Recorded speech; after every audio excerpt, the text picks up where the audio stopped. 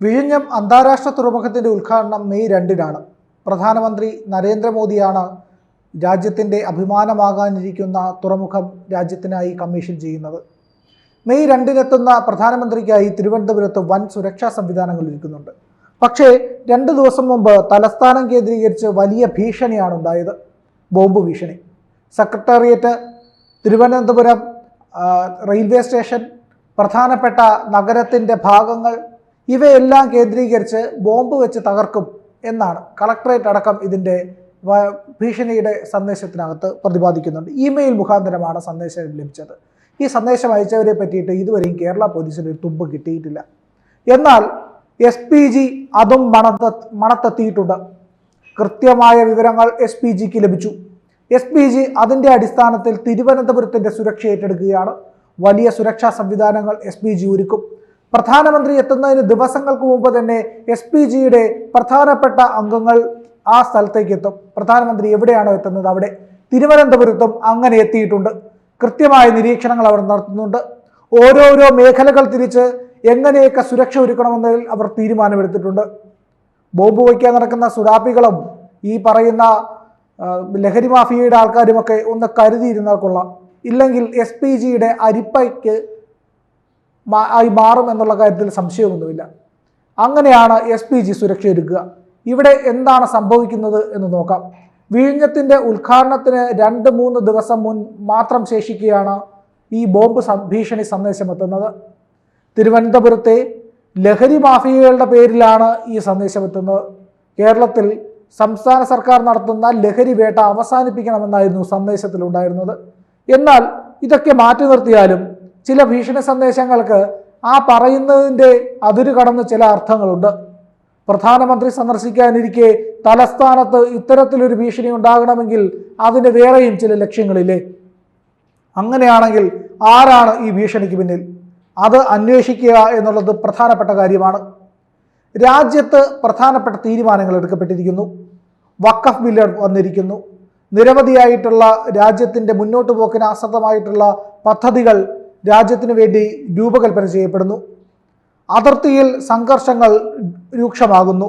തീവ്രവാദി ആക്രമണം നടന്നതിൻ്റെ പശ്ചാത്തലത്തിൽ കൂടി രാജ്യം ജാഗരൂകരായിരിക്കുന്ന സമയത്ത് പ്രധാനമന്ത്രി രാജ്യത്തിൻ്റെ ഒരു സംസ്ഥാനത്തെ പ്രധാനപ്പെട്ട തലസ്ഥാന കേന്ദ്രത്തിലേക്ക് എത്തുമ്പോൾ ഭീഷണി എത്തുക എന്ന് പറയുന്നത് എത്ര കണ്ട് ആശ്വാസകരമാണ്. അവിടെയാണ് കേരളം എന്ന് പറയുന്ന സംസ്ഥാനത്തെ നമ്മൾ കൂടുതൽ ശ്രദ്ധിക്കേണ്ടത്. കേരളം എന്തുകൊണ്ടിങ്ങനെ ഭീഷണികളും തീവ്രവാദ പ്രവർത്തനത്തിൻ്റെയും നഴ്സറിയായി കേരളം മാറിയിരിക്കുന്നു എന്നതിൻ്റെ പ്രധാനപ്പെട്ട തെളിവാണിത്. പ്രധാനമന്ത്രി എത്തുന്നതിന് മുമ്പ് മറ്റ് ഏത് സംസ്ഥാനത്ത് ഇതുപോലൊരു ഭീഷണി വരും? കാശ്മീരിലടക്കം പ്രധാനമന്ത്രി സന്ദർശനം നടത്തിയിട്ടുണ്ട്. വടക്കു കിഴക്കൻ സംസ്ഥാനങ്ങളിലും പ്രധാനമന്ത്രി എത്തിയിട്ടുണ്ട്. അതിർത്തി മേഖലകളിൽ നിരവധി തവണ പോകാറുണ്ട്. ഇക്കഴിഞ്ഞ ദീപാവലിയും നരേന്ദ്രമോദി ആഘോഷിച്ചത് അതിർത്തിയിലെ ജവാന്മാർക്കൊപ്പമാണ്. എന്നാൽ അവിടെ ഒരിടത്തും ഉണ്ടാകാത്ത ഭീഷണി എന്തുകൊണ്ട് കേരളത്തിൽ ഉണ്ടാകുന്നു എന്നുള്ളത് നമ്മൾ ചിന്തിക്കേണ്ടതാണ്. കേരളം കൈവിട്ടു പോവുകയാണോ എന്നുള്ളത് വളരെയധികം ശ്രദ്ധയോടുകൂടി അവധാനതയോടുകൂടി പഠിക്കേണ്ട വിഷയമാണ്. കേരളം അത്തരത്തിലൊരു അപകടത്തിലേക്ക് കിടക്കുകയാണെങ്കിൽ അതിനു മുന്നേ വേണ്ട നടപടികൾ സ്വീകരിക്കേണ്ടത് കേന്ദ്രവും സംസ്ഥാനവുമാണ്. സംസ്ഥാനത്തെ മുഖ്യമന്ത്രി പിണറായി വിജയന് ഇക്കാര്യത്തിൽ വലിയ ഉത്തരവാദിത്വമുണ്ട്. ഇനി വിഴിഞ്ഞത്തേക്ക് വരാം. വിഴിഞ്ഞം ഉദ്ഘാടനം ചെയ്യുന്നത് 2-ാം തീയതിയാണ്, മെയ് 2-ന്. അന്നേ ദിവസത്തേക്ക് വേണ്ടി എല്ലാ പത്രങ്ങളിലും പരസ്യം വന്നിട്ടുണ്ട്, കൃത്യമായ പരസ്യം. അപ്പോൾ ഇവിടെ നിലവിളിയാണ്. ആരാണ് നിലവിളിക്കുന്നത്? അന്തംഗമ്മികളുടെ നിലവിളി. പിണറായി വിജയൻ്റെ പടമില്ലേ എന്നാണ്. ഇത് രാജ്യത്തിൻ്റെ പ്രധാന പദ്ധതിയാണ്. കമ്മീഷൻ ചെയ്യുന്നത് രാജ്യത്തിൻ്റെ പ്രധാനമന്ത്രിയും. അപ്പോൾ ഇതിനകത്ത് പറയുന്നത് ആ പോർട്ടിനെ കുറിച്ചാണ്. അന്താരാഷ്ട്ര തലത്തിൽ വരെ ശ്രദ്ധ തേടുന്ന ഒരു പോർട്ട്, ഒരു തുറമുഖം.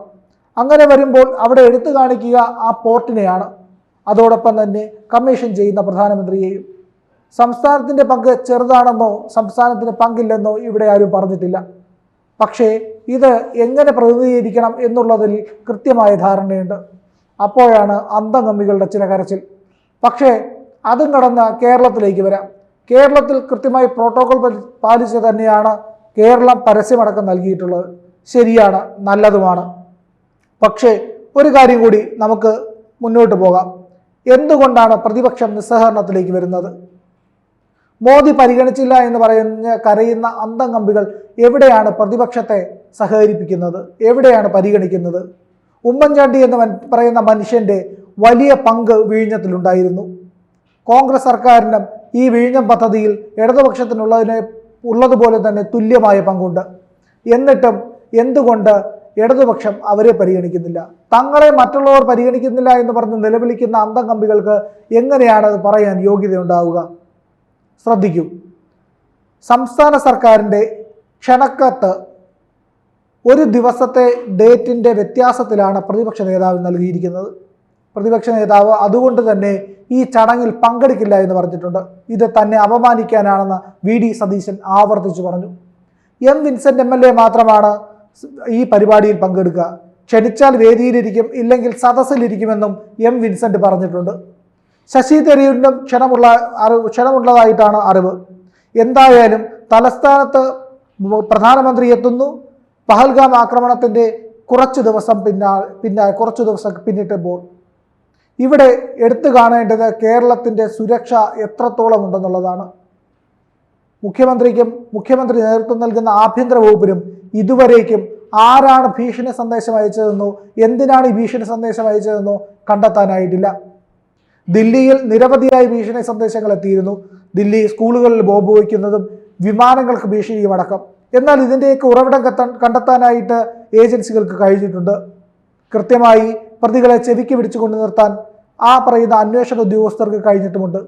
കുട്ടികളടക്കം വിദ്യാർത്ഥികളടക്കമുള്ളവരുടെ പിഴവുകളെ പരിഗണിക്കാനും അതിനെ ശരിയായ വണ്ണം കൗൺസിലിംഗ് കൊടുത്തും താക്കീത് കൊടുത്തും വിട്ടയക്കാനുമെല്ലാം അന്വേഷണ ഉദ്യോഗസ്ഥർക്ക് കഴിഞ്ഞിട്ടുണ്ട്.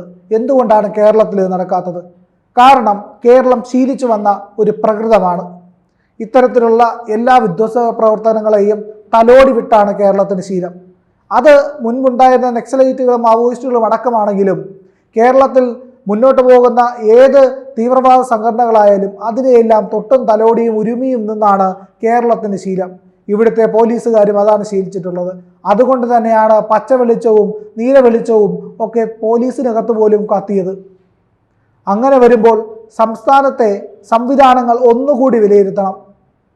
ഇവിടെ ഒരു ഭരണമാറ്റം വന്നാലല്ലാതെ തങ്ങൾ ഈ നിലപാടിൽ നിന്ന് മാറി ചിന്തിക്കില്ല എന്ന് വാശി പിടിക്കുന്ന ചില ഉദ്യോഗസ്ഥരുമുണ്ട്. അവർക്കൊക്കെയുള്ള പണി പുറകെ വരും. പക്ഷേ അതല്ല, ഒന്ന് ശ്രദ്ധിക്കേണ്ടതുണ്ട്. പ്രധാനമന്ത്രി എത്തുന്ന ദിവസങ്ങൾക്ക് തൊട്ടു മുമ്പെത്തുന്ന ഭീഷണികളെ ലാഘവത്തോടുകൂടി കാണാൻ കഴിയില്ല. അതിന് വലിയ മാനങ്ങളുണ്ട്. ആ മാനങ്ങളിലേക്ക് കേന്ദ്ര ഏജൻസികൾ വട്ടമിട്ട് പറന്നിറങ്ങാതെ പിണറായി വിജയൻ ഒന്ന് ശ്രദ്ധിക്കുന്നത് നല്ലതാണ്. കൂടുതൽ വാർത്തകളും വിശേഷങ്ങളും നിങ്ങളിലേക്ക് എത്താൻ ABC മലയാളം സബ്സ്ക്രൈബ് ചെയ്യുക, ബെൽ ബട്ടണും അമർത്തുക.